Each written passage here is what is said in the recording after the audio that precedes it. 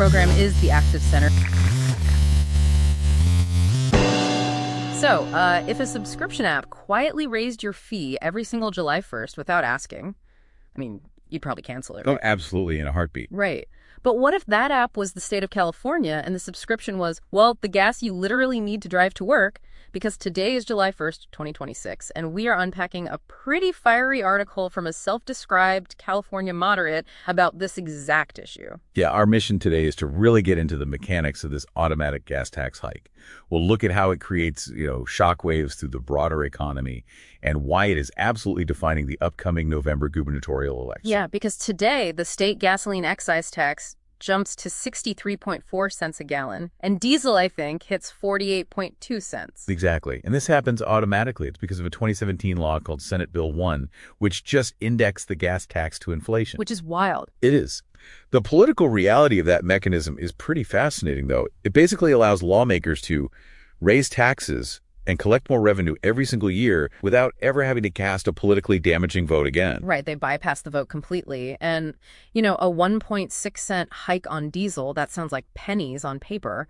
But the author's math shows California's actual fuel surcharge is anywhere from $1.15 to $1.20 per gallon. Yeah, which is about 3.7 times the national average. It's massive. The base excise tax is really just the cover charge to get in the door.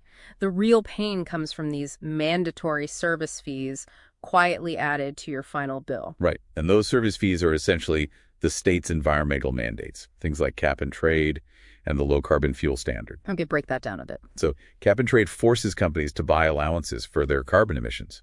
Energy producers, they don't just eat those millions of dollars in compliance costs. They pass it on. Exactly. They bake them directly into the wholesale price of fuel way before you even pick up the pump. Okay, so here is where I want to play devil's advocate for a second and look at the progressive argument. Because often high gas prices are framed as, a gentle nudge. Right, a nudge to go green. Yeah, a way to say, hey, maybe it's time to finally switch to an electric vehicle. But doesn't that completely ignore how our basic necessities are delivered? Like, tomatoes don't take the subway. No, they definitely do not. And the author highlights that exact blind spot. They call this the grocery store tax. The grocery store tax? Wow. Yeah, just think about the pipeline of how goods move. No. Environmental mandates force producers to charge more for wholesale diesel. So the logistics coordinator in Fresno who's filling up a fleet of transport trucks, they pay that higher price. Right. And to survive, the trucking company charges the grocery store more for delivery. And finally, the grocery store raises the price of the lettuce, the milk, the building materials, literally everything you buy. And the article paints a pretty stark picture of who carries this burden. They feature a medical assistant in Victorville who commutes 50 miles a day to San Bernardino. That is a brutal commute. It really is. She cannot afford a $45,000 EV, and there is no transit option.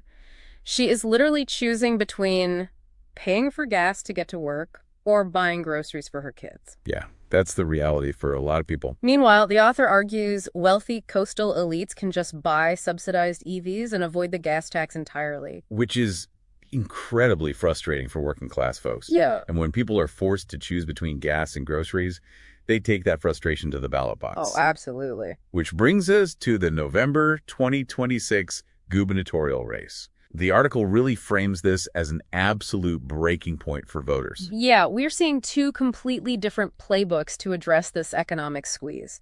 You have the Republican challenger, Steve Hilton. He's proposing to cut the gas tax in half and suspend those environmental mandates. Right. His platform is really built on hitting $3 a gallon gas to provide immediate cost of living relief. Exactly. And then defending the current administration's approach is Democrat Xavier Becerra. He is protecting the existing climate frameworks. Instead of cutting state taxes, he proposes investigating oil companies for consumer protection. His underlying argument is that the pain at the pump is driven by corporate price gouging, not the state's environmental regulations. So the author presents this as a very binary choice. Voters must decide between immediate relief for their wallets or maintaining California's highly aggressive environmental regulations. Right. But, why should you care about this if you don't even live in California? That's the real question. It's because the state is acting as a massive test case for the rest of the country. It is showing us exactly what happens when incredibly ambitious climate goals collide head-on with the daily practical realities of working-class survival. Which leaves us with a huge question.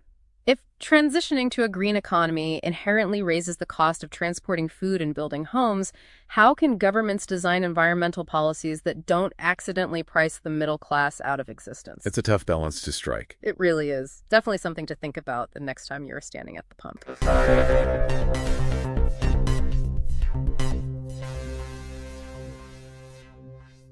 Hello, and thanks for listening.